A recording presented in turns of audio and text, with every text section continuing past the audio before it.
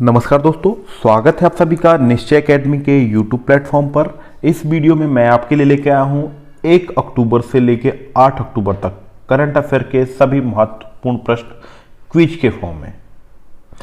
सभी क्वेश्चंस पर हम विस्तार से चर्चा करेंगे। वीडियो में अंत तक बने रहें। चैनल पर नए हैं तो चैनल को सब्सक्राइब कर लें। आने वाले समस्त वीडियो से अपडेट रहने के लिए बेल आइकन्स को भी दबा दें। हमारा एप्लीकेशन, मोबाइल एप्लीकेशन भी आप डाउनलोड कर सकते हैं और वहां से PDF आपको मिल जाएंगी। तो चलिए आज का हम शुरू करते हैं। पहला प्रश्न है, हाल ही में जारी स्वच्छता सर्वेक्षण 2022 में देश का सबसे स्वच्छ शहर किसे घोषित किया गया है?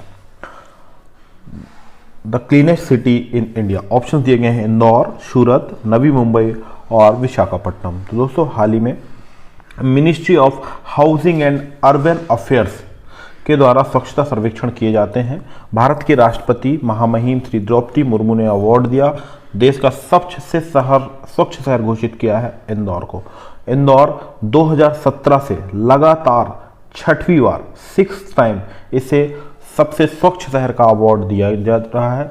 दोस्तों, स्वच्छता सर्वेक्षण अवार्ड दिए जा रहे हैं वर्ष 2016 से ministry of housing and urban affairs ministry के द्वारा। वर्तमान में शहरी आवासीय मंत्रालय के मंत्री हैं श्री हरदीप सिंह पुरी। दूसरा स्थान प्राप्त हुआ है गुजरात के शहर सूरत को। तीसरा स्थान प्राप्त हुआ है महाराष्ट्र के नवी मुंबई को और चौथा आंध्र प्रदेश के विशाखापट्टनम को। दोस्तों, इंदौर शहर मध्य प्रदेश में स्थित है। मध्य प्रदेश के CM हैं श्री शिवराज सिंह चौहान। गवर्नर हैं श्री मंगू भाई पटेल। मध्य प्रदेश में कान्हा, पन्ना, पेंच, सतपुड़ा जैसे प्रसिद्ध नेशनल पार्क स्थित हैं। मध्य प्रदेश में सांची, खजुराहो तथा भीमबेटका की गुफाएं यूनेस्को की विश्व विरासत सूची में शामिल स्थल है। मध्य प्रदेश को जनजातीय राज्य, ट्राइबल स्टेट के रूप में भी जाना जाता है क्योंकि मध्य प्रदेश में भील, गोंड, बैगा, भारिया, सहारिया जैसी प्रमुख जनजातियों का निवास स्थल है। आगे बढ़ते हैं। अंतर्राष्ट्रीय अहिंसा दिवस कब मनाया जाता है? बहुत ही महत्वपूर्ण प्रश्न दोस्तों।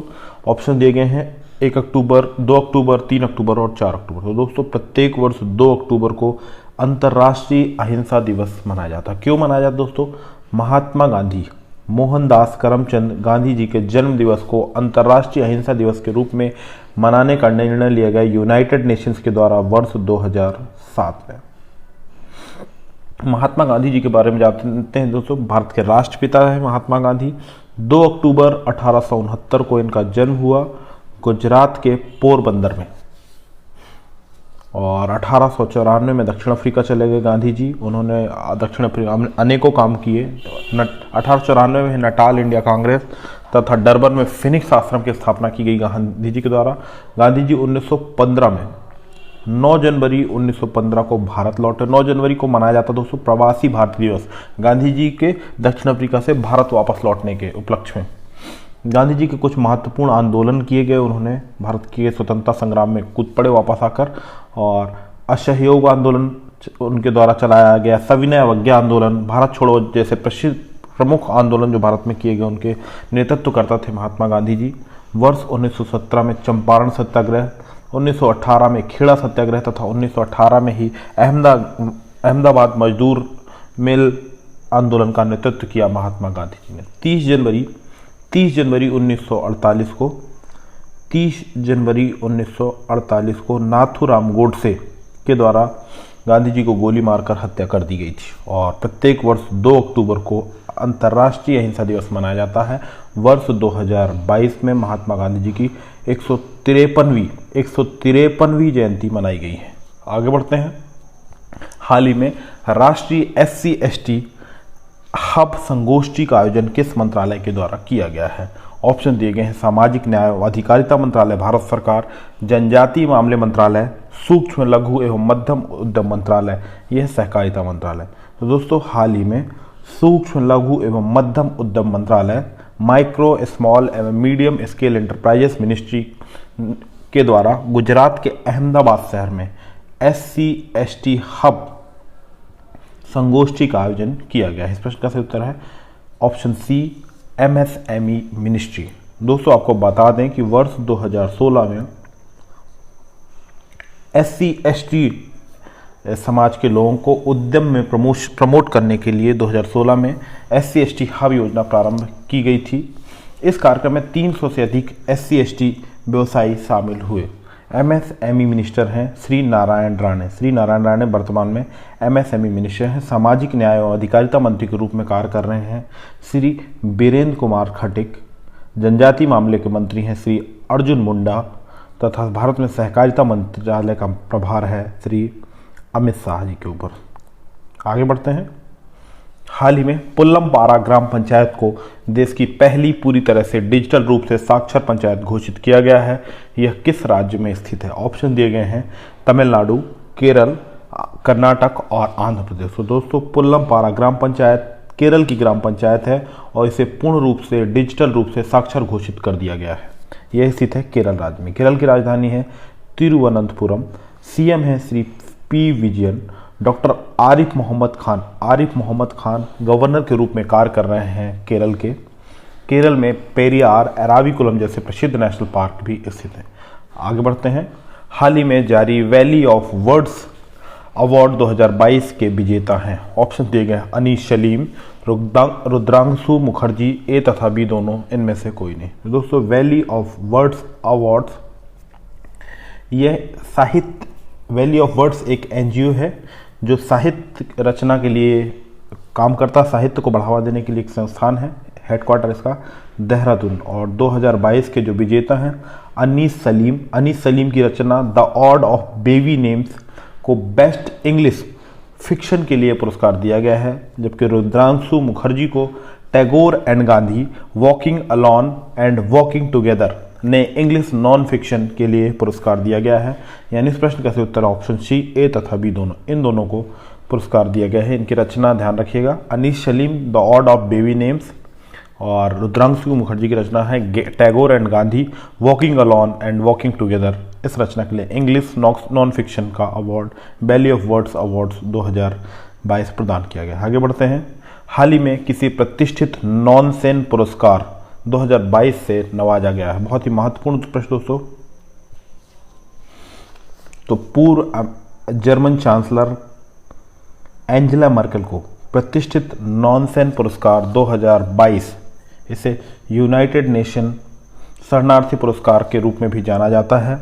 शरणार्थियों जब जर्मन चांसलर के रूप में कार्य कर रही थी एंजेला मर्केल, तो उन्होंने 2015 और 16 में 1.2 मिलियन शरणार्थियों को शरण दी थी। उन्हें प्रतिष्ठित नॉनसेन पुरस्कार 2022 से नवाजा गया है। दोस्तों आपको बता दें कि यह नॉनसेन पुरस्कार की शुरुआत हुई थी वर्ष 1954 में। पहले यूएनएचसीआर के यूनाइटेड नेशन हाई कमिश्नर और रिफ्यूजी शरणार्थियों के कल्याण के लिए जो कमीशन बनाया गया है, उसके पहले हाई कमिश्नर थे फ्रिड्ज ऑफ नॉनसेन। उनके नाम पर इस पुरस्कार का नामकरण किया गया है। 1954 से दिया जाता है। फ्रिड्ज ऑफ नॉनसेन नोबेल के शांति पुरस्कार से भी सम्मानित किए जा चुके हैं। शेख हसीना वर्तमान में बांग्लादेश की प्रधानमंत्री, कमला हैरिस अमेरिका की उपराष्ट्रपति हैं, भारतीय मूल की हैं, और स्टेट हेड थी पहले आंग आन सू म्यांमार की। आगे बढ़ते हैं। हाल ही में हर स्टार्ट प्लेटफॉर्म किसके द्वारा लॉन्च किया गया है? ऑप्शन दिए गए हैं श्रीमती द्रौपदी मुर्मू, श्री जगदीप धनखड़, श्री नरेंद्र मोदी, श्रीमती स्मृति ईरानी। तो दोस्तों हाल ही में हर स्टार्ट प्लेटफॉर्म लॉन्च किया गया है भारत की महामहिम राष्ट्रपति श्रीमती द्रौपदी मुर्मू जी के द्वारा। श्रीमती द्रौपदी मुर्मू ने अहमदाबाद में गुजरात यूनिवर्सिटी द्वारा महिला उद्यमियों के लिए बनाया गया स्टार्टअप प्लेटफॉर्म हर स्टार्ट लॉन्च किया है। श्री जगदीप धनखड़ भारत के उपराष्ट्रपति के रूप में कार्य कर रहे हैं। नरेंद्र मोदी भारत के प्राइम मिनिस्टर के रूप में कार्य कर रहे हैं। श्रीमती स्मृति ईरानी महिला एवं बाल विकास मंत्री भारत सरकार हैं। आगे बढ़ते हैं। हाल ही में किसे शस्त्र रामानुजन पुरस्कार 2022 के लिए चुना गया है? ऑप्शन दिए गए हैं एडम हार्पर, साई एवरा, विल साइन या यूनिकिंग टैंग। तो दोस्तों वर्ष 2022 के लिए शस्त्र रामानुजन पुरस्कार यूनिकिंग टैंग को प्रदान किया गया है। कैलिफोर्निया यूनिवर्सिटी के प्रोफेसर के रूप में कार्यरत हैं यूनिकिंग टैंग। यह पुरस्कार गणित में उत्कृष्ट कार्य हेतु 32 वर्ष से, इंपॉर्टेंट बात है, 32 वर्ष या 32 वर्ष से कम आयु के व्यक्ति को प्रदान किया जाता है। शस्त्र का फुल फॉर्म होता है सन्मुख art science technology and research academy. वर्ष 2005 से यह पुरस्कार प्रदान किए जा रहे हैं। 10,000 अमेरिकी डॉलर राशि प्रदान की जाती है। साई इब्रा को वर्ष 2021 के लिए, एडम हार्पर को 2020 के लिए और विल साइन को 2019 के लिए यह पुरस्कार से नवाजा जा चुका है। आगे बढ़ते हैं। हाल ही में इंडिया मोबाइल कांग्रेस का आयोजन कहाँ किया गया है? ऑप्शन दिए गए हैं नई दिल्ली, कोलकाता, चेन्नई और बेंगलोर। तो दोस्तों हाल ही में इंडिया मोबाइल कांग्रेस के 6th एडिशन 6वें संस्करण का आयोजन नई दिल्ली में किया गया है। भारत के प्रधानमंत्री श्री नरेंद्र मोदी ने संबोधित किया और भारत में 5G सेवाओं का प्रारंभ भी किया है प्रधानमंत्री मोदी जी ने। दोस्तों यह इंडिया मोबाइल कांग्रेस का ये 4 दिवसीय सम्मेलन दिल्ली में बुलाया गया था और ये ऑर्गेनाइज किया गया था seller operators association of India तथा प्रौद्योगिकी मंत्रालय भारत सरकार के द्वारा। दोस्तों भारत में इंडिया मोबाइल कांग्रेस की शुरुआत हुई थी वर्ष 2017 से और 2022 में 6वां संस्करण था, नई दिल्ली में इसका आयोजन किया गया है। आगे बढ़ते हैं। हाल ही में संदीप गुप्ता को किस महारत्न कंपनी का अध्यक्ष और प्रबंध निदेशक नियुक्त किया गया है? ऑप्शन दिए गए हैं GAIL Gas Authority of India Limited, IOCL Indian Oil Corporation Limited, C Power Finance Corporation या डी रूरल इलेक्ट्रिफिकेशन कॉरपोरेशन। तो दोस्तों संदीप गुप्ता को GAIL Gas Authority of India Limited के नए प्रेसिडेंट और मैनेजिंग डायरेक्टर के रूप में नियुक्त किया गया है। महारत्न कंपनी चारों ऑप्शन पे जो दी गई हैं दोस्तों 1984 में स्थापित हुई gas Authority of India limited और इसका हेडक्वार्टर है नई दिल्ली में। IOCL की बात करते हैं 1959 में स्थापित हुई IOCL। श्रीकांत माधव वैद्य वर्तमान में IOCL के चेयरमैन के रूप में कार्य कर रहे हैं। PFC इंपॉर्टेंट 2 ये ऑप्शन जो दोस्तों PFC और IOC ने 2022 में महारत्न कंपनी का दर्जा प्रदान किया गया है। महारत्न क्या होती है दोस्तों? ऐसी कंपनी जिनका एनुअल टर्नओवर 15,000 करोड़ रुपए से ज़्यादा हो लास्ट 3 साल में तथा एनुअल प्रॉफिट 5,000 करोड़ रुपए से ज़्यादा हो लास्ट 3 ईयर में। PFC के पावर फाइनेंस कॉरपोरेशन 1986 में स्थापित होती है और सतनाम सिंह इसके चेयरमैन के रूप में कार्य कर रहे हैं। REC 1969 में स्थापित हुई और विवेक देवांगन REC के चेयरमैन के रूप में कार्य कर रहे हैं। हाल ही में संदीप गुप्ता को गेल का प्रबंध निदेशक नियुक्त किया गया। आगे बढ़ते हैं। हाल ही में किसे CRPF central reserve police force के महानिदेशक के रूप में नियुक्त किया गया है? ऑप्शन दिए गए हैं पंकज कुमार सिंह, सुजय लाल थायसेन, सीलवर्धन सिंह या अनीस दयाल सिंह। तो दोस्तों CRPF central reserve police force ये एक पैरामिलिट्री फोर्स है, वर्ष 1939 में स्थापित हुई और इसके 37वें डायरेक्टर जनरल नियुक्त किए गए हैं सुजय लाल थायसेन। अन्य ऑप्शंस की बात करते हैं दोस्तों Pankaj Kumar Singh BSF Border Security Force के डायरेक्टर जनरल हैं। बॉर्डर सिक्योरिटी फोर्स स्थापित हुआ 1965 में। Sheelvardhan Singh CISF Central Industrial Security Force के DG हैं और 1969 में स्थापित हुई CISF। अनीस दयाल सिंह को हाल ही में ITBP Indo Tibetan border police force का नया महानिदेशक नियुक्त किया गया है। 1962 में स्थापित हुई ITBP। ये सभी भारत की पैरामिलिट्री फोर्स हैं। मिनिस्ट्री ऑफ होम अफेयर्स के अंतर्गत सभी कार्य करती हैं और मिनिस्ट्री ऑफ होम अफेयर्स के मंत्री हैं श्री अमित शाह। आगे बढ़ते हैं। हाल ही में किसे अंतर्राष्ट्रीय अंतरिक्ष यात्री महासंघ इंटरनेशनल एस्ट्रोनॉमिकल फेडरेशन का उपाध्यक्ष नियुक्त किया गया है? ऑप्शन दिए गए हैं S सोमनाथ, अनिल कुमार, K सिवान या G सतीश रेड्डी। तो दोस्तों हाल ही में इसरो के वैज्ञानिक इंडियन स्पेस रिसर्च ऑर्गेनाइजेशन के वैज्ञानिक अनिल कुमार को अंतर्राष्ट्रीय अंतरिक्ष यात्री महासंघ इंटरनेशनल एस्ट्रोनॉमिकल फेडरेशन का उपाध्यक्ष नियुक्त किया गया है। डॉक्टर अनिल कुमार वर्तमान में इसरो में एसोसिएट डायरेक्टर के रूप में कार्य कर रहे थे। दोस्तों आपको बता दें इंटरनेशनल एस्ट्रोनॉमिकल फेडरेशन एक नॉन गवर्नमेंटल ऑर्गेनाइजेशन है। 1951 में स्थापित हुआ है।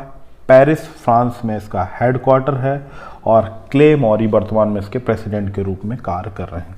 S सोमनाथन वर्तमान में इसरो के प्रमुख हैं। K सिवान पूर्व प्रमुख हैं। G सतीश रेड्डी वर्तमान में DRDO के प्रमुख हैं। DRDO defence research development organisation 1958 में स्थापित हुआ। G सतीश रेड्डी इसके चेयरपर्सन हैं और इसका हेडक्वार्टर है दिल्ली में। इसरो की बात करते हैं। स्पेस की दिशा में कार्य करने वाली सर्वोच्च संस्था है भारत की। इसरो 1969 में एस्टेब्लिश हुई, हेडक्वार्टर है बेंगलोर में, और एस सोमनाथ वर्तमान में इसरो प्रमुख के रूप में कार्य कर रहे हैं। आगे बढ़ते हैं। हाल ही में किसे Indo American chamber of commerce का राष्ट्रीय अध्यक्ष नियुक्त किया गया है? ऑप्शन दिए गए हैं संजीव मेहता, निरंजन हीराचंदानी, उदय कोटक और ललित भासीन। तो दोस्तों हाल ही में Indo American chamber of commerce IACC का राष्ट्रीय अध्यक्ष नियुक्त किया गया है ललित भासीन जी को। IACC भारत और अमेरिका के बीच व्यापार और वाणिज्य को बढ़ावा देने के उद्देश्य से 1968 में स्थापित हुआ था। इसका हेडक्वार्टर है मुंबई में, और ललित भासीन IACC के नए अध्यक्ष नियुक्त किए गए हैं। संजीव मेहता की बात करें तो वर्तमान में फिक्की के चेयरमैन हैं। फिक्की क्या है दोस्तों? Federation of Indian chamber of commerce of industry, स्थापित हुई 1927 में। उदय कोटक ये है कन्फेडरेशन ऑफ इंडियन इंडस्ट्रीज, 1895 में स्थापित हुआ। निरंजन हीराचंदानी ये है ASSOCHAM, associated chamber of commerce and industry, ASSOCHAM के प्रमुख हैं उदय कोटक। आगे बढ़ते हैं। हाल ही में लेखक माधव हाड़ा को निम्न में से कौन सा सम्मान प्रदान किया गया है? ऑप्शन दिए गए हैं बिहारी सम्मान, सरस्वती सम्मान, व्यास सम्मान या मूर्ति देवी सम्मान। तो दोस्तों लेखक माधव हाड़ा को हाल ही में प्रदान किया गया है बिहारी सम्मान। 32वें बिहारी सम्मान से सम्मानित किए गए हैं लेखक माधव हाड़ा। उनकी रचना है पचरंग चोला पहर सखीरे। दोस्तों आपको बता दें कि बिहारी सम्मान की स्थापना वर्ष 1991 में हुई थी। के बिरला फाउंडेशन के द्वारा यह पुरस्कार साहित्यिक रचना के लिए दिया जाता है। 2.5 लाख की राशि प्रदान की जाती है। अन्य अवार्ड्स पे नजर डालते हैं दोस्तों। मूर्ति देवी पुरस्कार, मूर्ति देवी पुरस्कार 8वीं अनुसूची में शामिल किसी भाषा में साहित्यिक रचना के लिए भारतीय ज्ञानपीठ के द्वारा यह पुरस्कार दिया जाता है। 4 लाख की राशि प्रदान की जाती है। वर्ष 1961 से यह पुरस्कार प्रदान किया जा रहा है। व्यास सम्मान, सरस्वती सम्मान ये सभी के बिरला फाउंडेशन के द्वारा साहित्यिक रचना के लिए प्रदान किए जाते हैं। वर्ष 1991 से ये सभी पुरस्कार दिए जा रहे हैं। आगे बढ़ते हैं। हाल ही में वंदे मातरम पहल की शुरुआत किस राज्य में की गई है? ऑप्शन दिए गए हैं दिल्ली, असम, महाराष्ट्र और उत्तर प्रदेश। तो वंदे मातरम पहल की शुरुआत महाराष्ट्र राज्य में प्रारंभ की गई है। महाराष्ट्र के डिप्टी सीएम श्री देवेंद्र फडणवीस जी के द्वारा यह पहल प्रारंभ की गई है। पहल क्या है दोस्तों?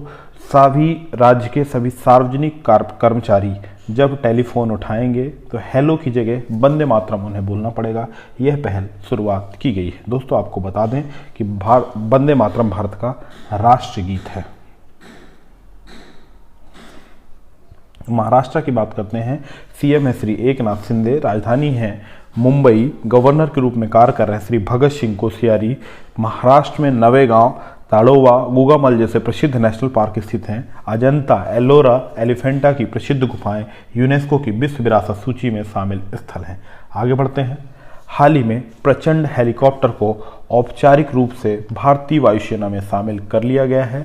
किस एयरबेस में से शामिल किया गया है? ऑप्शन दिए गए हैं दिल्ली, जोधपुर, कोच्चि और आगरा। तो दोस्तों प्रचंड हेलीकॉप्टर लाइट कॉम्बैट हेलीकॉप्टर है। काफ़ी ऊंचाई पर, लगभग 5000 मीटर की ऊंचाई पर काफ़ी भार के साथ यह टेक ऑफ और लैंडिंग करने की क्षमता रखता है, और इंडिजीनियस तरीके से इसको डेवलप किया गया है। हॉल हिंदुस्तान एरोनॉटिक्स लिमिटेड के द्वारा इसका को डेवलप किया गया है, और इसे हाल ही में कमीशन किया गया है इंडियन एयरफोर्स में। और जो सेरेमनी मनाई गई थी वो मनाई गई थी जोधपुर में। बहुत इंपॉर्टेंट तथ्य है दोस्तों। जोधपुर में रक्षा मंत्री राजनाथ सिंह ने की उपस्थिति में प्रचंड हेलीकॉप्टर को ऑफिशियली कमीशन कर दिया गया है इंडियन एयरफोर्स में। इंडियन एयरफोर्स प्रमुख हैं दोस्तों Shri Vivek Ram Chaudhari, air chief marshal Shri Vivek Ram Chaudhari. आगे बढ़ते हैं। और रक्षा मंत्री हैं श्री राजनाथ सिंह। हाल ही में किसे मेघालय का राज्यपाल नियुक्त किया गया है? ऑप्शन दिए गए हैं श्री सत्यपाल मलिक, श्री बीडी मिश्रा, श्री जगदीश मुखी और नजमा हेपतुल्ला। तो दोस्तों मेघालय के राज्यपाल का प्रभार दिया गया है बीडी मिश्रा को। बीडी मिश्रा वर्तमान में अरुणाचल प्रदेश के राज्यपाल के रूप में कार्य कर रहे हैं। उन्हें अतिरिक्त प्रभार दिया गया है मेघालय का। मेघालय के राज्यपाल के रूप में कार्य कर रहे थे सत्यपाल मलिक, और उन्हें हटा दिया गया है सत्यपाल मलिक जी को। सत्यपाल मलिक की जगह बीडी मिश्रा मेघालय राज्य के नए राज्यपाल होंगे। मेघालय की बात करें, शिलोंग मेघालय की राजधानी है, और कॉनराड संगमा वर्तमान में मेघालय के सीएम के रूप में कार्य कर रहे हैं। जगदीश मुखी असम के राज्यपाल हैं। नजमा हेपतुल्ला मणिपुर की राज्यपाल के रूप में कार्य कर रही हैं। आगे बढ़ते हैं। हाल ही में सिंगापुर फार्मूला 1 ग्रैंड प्रिक्स का खिताब किसने जीता? फार्मूला 1 रेसिंग हुई है सिंगापुर में, उसका खिताब जीता है सर्जियो पेरेज ने। रेड बुल के ड्राइवर हैं सर्जियो पेरेज, उन्होंने सिंगापुर फार्मूला 1 ग्रैंड प्रिक्स का खिताब जीता है। दूसरे स्थान पर रहे चार्ल्स लेक्लर। दोस्तों हाल ही में हमने पढ़ा था कि प्रख्यात फार्मूला 1 ड्राइवर सेबेस्टियन वेटल ने संन्यास की घोषणा की है। आगे बढ़ते हैं। हाल ही में किसे चिकित्सा के क्षेत्र का नोबेल पुरस्कार 2022 के लिए चुना गया है? बहुत ही महत्वपूर्ण प्रश्न है दोस्तों। नोबेल प्राइज 2022 की घोषणा कर दी गई है। दोस्तों आपको बता दें कि स्वीडन के वैज्ञानिक अल्फ्रेड नोबेल के नाम पर नोबेल पुरस्कार दिए जाते हैं। उन्होंने डायनामाइट की खोज की थी। पुरस्कार 1901 से दिए जा रहे हैं। डायनामाइट की खोज कर दी जो विध्वंसक है, तो उन्होंने प्रायश्चित के लिए कहा कि उनकी जो वसीयत से जितना भी अर्निंग आए, इंटरेस्ट आए, वह दुनिया में प्रख्यात कार्य करने वाले लोगों को दिया जाए। 1901 में से नोबेल फाउंडेशन के द्वारा नोबेल पुरस्कार दिए जाने लगे और अब तक 6 क्षेत्रों में पुरस्कार दिए जाते हैं। मेडिसिन या physiology, physics, chemistry, economy, literature और पीस, इन 6 क्षेत्रों में यह पुरस्कार प्रदान किए जाते हैं। जो अवार्ड सेरेमनी आयोजित की जाती हैं पीस के लिए ओस्लो में आयोजित की जाती है। इसके अतिरिक्त सारी स्वीडन की राजधानी स्टॉकहोम में स्टॉक सेरेमनी आयोजित की जाती है। अक्टूबर माह में अवार्ड्स की घोषणा की जाती है और 10 दिसंबर को अवार्ड प्रदान किए जाते हैं। तो चलिए इस बार किसे मेडिसिन का नोबेल पुरस्कार 2022 के लिए चुना गया है स्वांते पावो को। मानव विकास के जीनोम से संबंधित विकास के लिए उन्हें यह पुरस्कार दिया गया है, स्वांते पावो को। इसके ये जो अन्य ऑप्शन दिए गए हैं ये विगत वर्षों में चिकित्सा के क्षेत्र में नोबेल पुरस्कार से सम्मानित व्यक्ति हैं। आगे बढ़ते हैं। हाल ही में जारी अंकटाड रिपोर्ट के अनुसार 2022 में भारत की आर्थिक वृद्धि अनुमानित की गई है। United Nations conference on trade and development, व्यापार और वाणिज्य पर संयुक्त राष्ट्र सम्मेलन रिपोर्ट 2022 के अनुसार भारत की 2022 में वृद्धि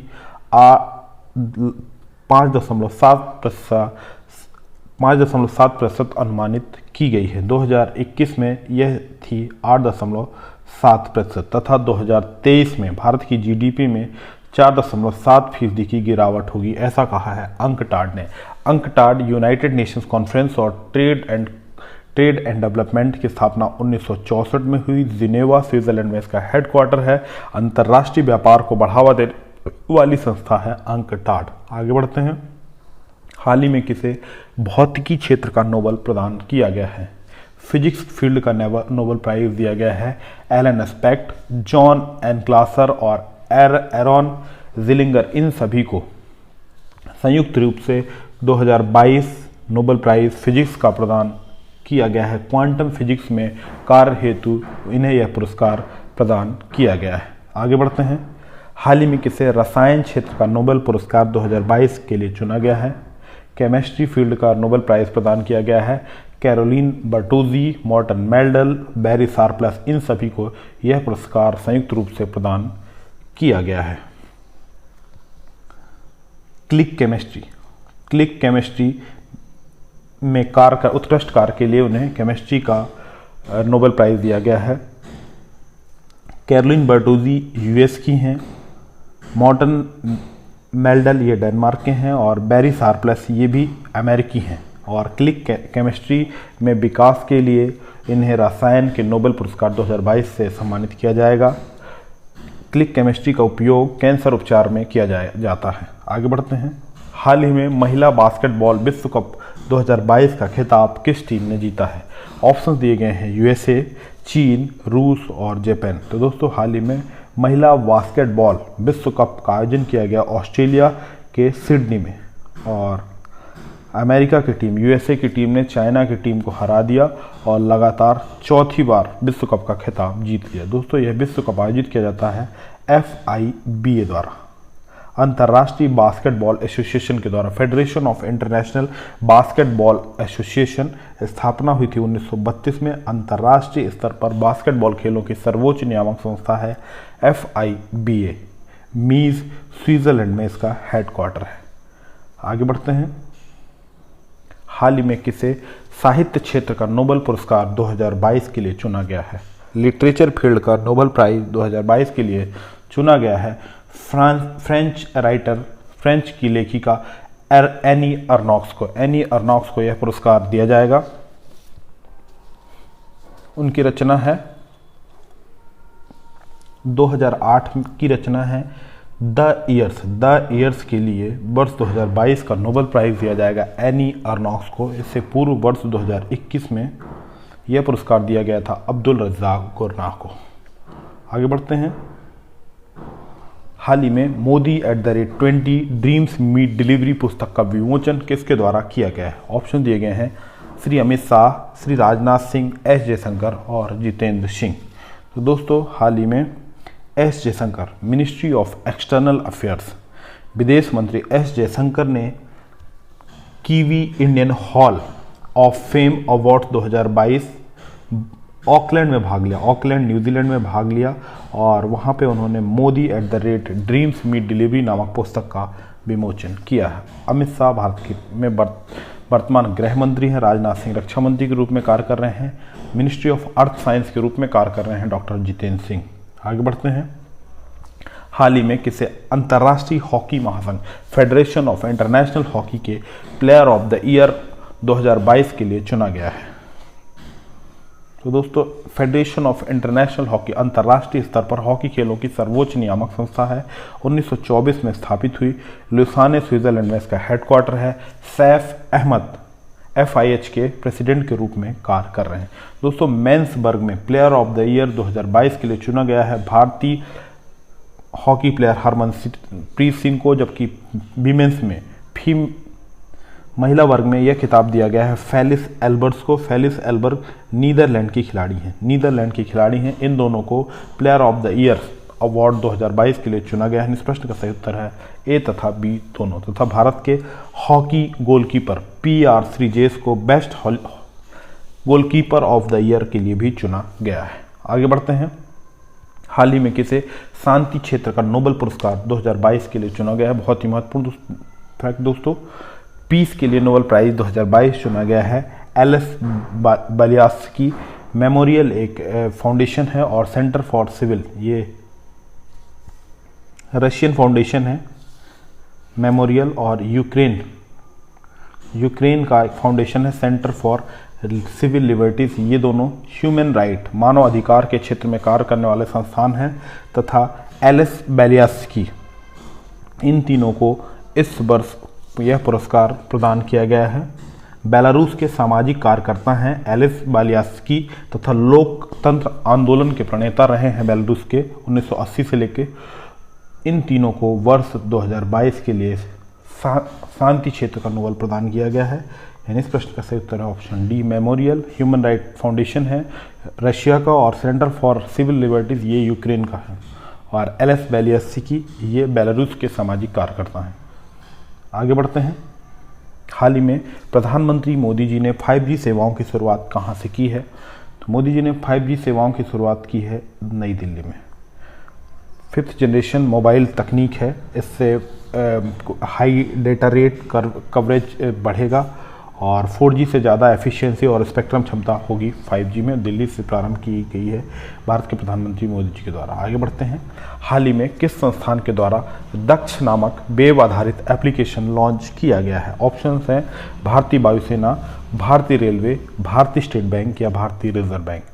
दोस्तों, भारतीय रिजर्व बैंक ऑफ इंडिया के द्वारा सुपरवाइजरी प्रोसेस को मजबूत बनाने के लिए RBI ने दक्ष नामक वेब आधारित एप्लीकेशन लॉन्च किया। RBI भारत का सेंट्रल बैंक है। 1 अप्रैल 1935 को स्थापित हुआ। शक्तिकांत दास वर्तमान में RBI के गवर्नर हैं। भारतीय वायुसेना Vivek Ram Chaudhari air chief marshal हैं। भारतीय रेलवे के मंत्री हैं, मिनिस्टर्स हैं श्री अश्विनी वैष्णव। भारतीय रिजर्व बैंक सार्वजनिक क्षेत्र का सबसे बड़ा बैंक है।